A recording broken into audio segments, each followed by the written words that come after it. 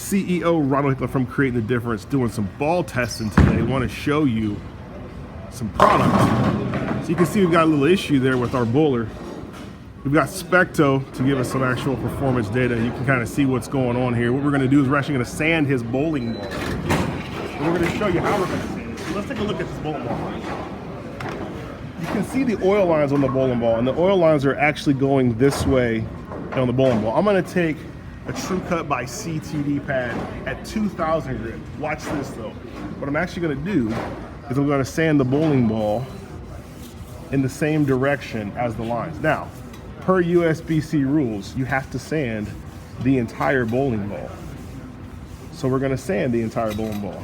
But we're going to kind of follow that pattern so that it allows us to get the lines going in a specific direction. Now, you can see now I'm turning the ball a little bit to get the rest of the bowling ball, because you've got to sand the entire bowling ball surface. And what this is going to do, right, we're sanding it with the track, right? What this is going to do is this is going to make his bowling ball reaction change.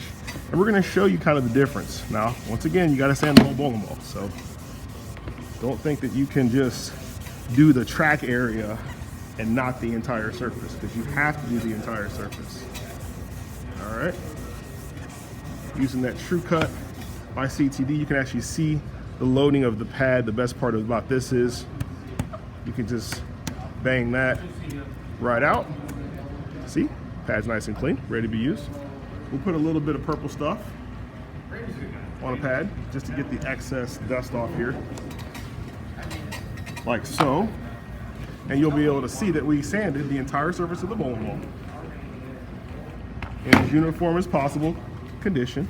And the lines are actually following the direction of his ball track. So now what we're going to do is we're going to have him throw that ball again, and we're going to take a look at the performance data. So you can kind of see the data we had before. Now we're going to have him throw it again, and you're going to be able to see the performance change. Plus we'll be able to use Specto to validate what that change was.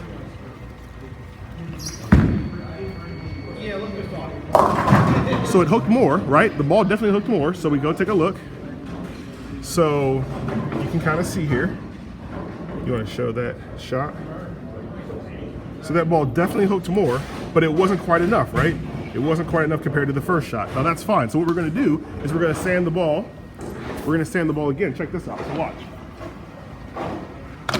Now what we're going to do is we're actually going to sand the ball perpendicular to the ball track. So watch this. See the lines? Watch this. We're actually going to go this way.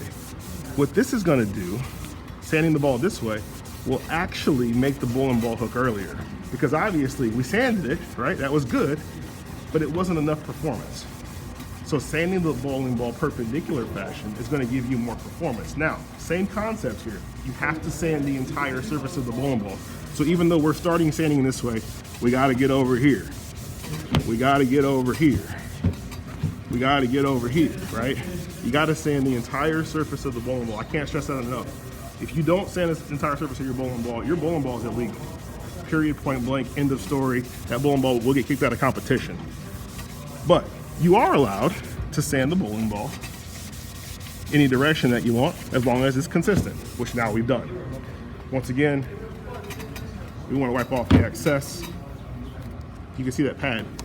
One of the best parts about True Cut by CTD is that that pad loads up, but it keeps the ability to keep cutting. And like I said, you can watch that dust fly, knock that right out. Now, with that being said, to all the proprietors that are watching this video, we want to make sure that we clean that up. So we would definitely wipe off this area and the floor just to get the dust off, so we don't want dust all over the place. Now, this bowling ball now has lines that are going perpendicular to the track. So now what we're going to do is have him throw it again.